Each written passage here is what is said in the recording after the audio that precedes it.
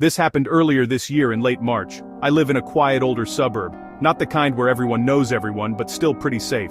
You've got families, retirees, and a few young professionals scattered in between. Nothing exciting really happens around here, inside. And that's how I like it. I bought this house about a year ago after saving for nearly a decade. It's not huge, but it's mine. 3 bedrooms, 1.5 baths, a finished basement. It's tucked away on a cul-de-sac with 6 other homes. Honestly, it's the kind of place you could leave your door unlocked and not worry, or at least I used to feel that way. I work from home, and because of that, I'm usually hyper-aware of anything unusual going on outside. Like, if a car parks too long at the curb, or if someone walks their dog too close to my property line. Not because I'm paranoid, just observant, I guess. Thursday afternoon, I noticed a white sedan slowly rolling down my street. That's not strange in itself, but what was strange was that it never actually parked. It just coasted down the road, paused at the end of my driveway, then kept going. I watched it from my office window and figured maybe it was a delivery driver who got turned around. No big deal. I went back to work and forgot about it. That night though, I woke up around 2:45 a.m. to what sounded like my doorbell ringing. But here's the thing. I don't actually have a doorbell. At first I thought maybe I dreamed it, or maybe it was something in a show I fell asleep to. But when I sat up in bed and paused, I could hear something faint, a kind of soft tapping. Not loud, not aggressive, but deliberate, like someone gently knocking on glass. My bedroom's on the 2nd floor, so I went to the front window and looked down at the porch. No one. The street was empty, completely still. I checked my phone. No notifications from my outdoor camera. That should have been the end of it, but something kept me from going back to sleep. That night, I had this strange, tight feeling in my chest, like my body was reacting to something my brain hadn't caught up to yet. The next morning, I reviewed the camera footage. Motion was detected around 2:46 a.m., but the video was blank, as in completely black, like the camera had recorded, but nothing had triggered the actual lens. I chalked it up to a glitch. After all, the camera was a few years old. Maybe it was time to upgrade. The following weekend I spent Saturday doing yard work. Around noon, I noticed the same white sedan from earlier parked 2 houses down. It was empty at first. Then after about 10 minutes, a guy comes walking out from behind my neighbor's fence.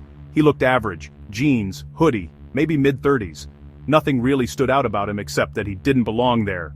My neighbor has a locked backyard and this guy clearly didn't live there. He got into the sedan and drove off. I actually snapped a picture of the license plate just in case. Still wasn't really worried at that point, just suspicious. But I started locking every door and window religiously after that.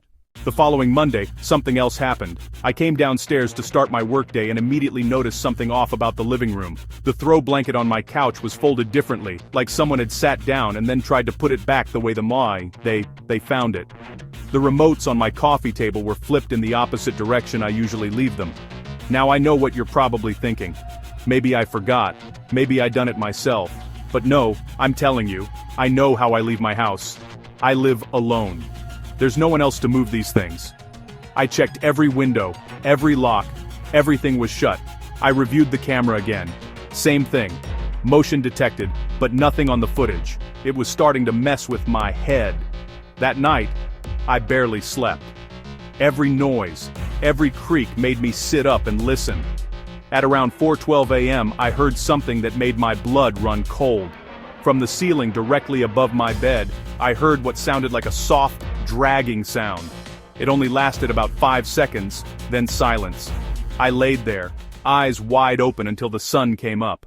Later that morning, I did something I'd never done before. I opened the hatch to my attic. Now, I don't use my attic. It's unfinished, filled with insulation, and has nothing up there but old wiring and maybe a few spidery webs, or at least that's what I thought.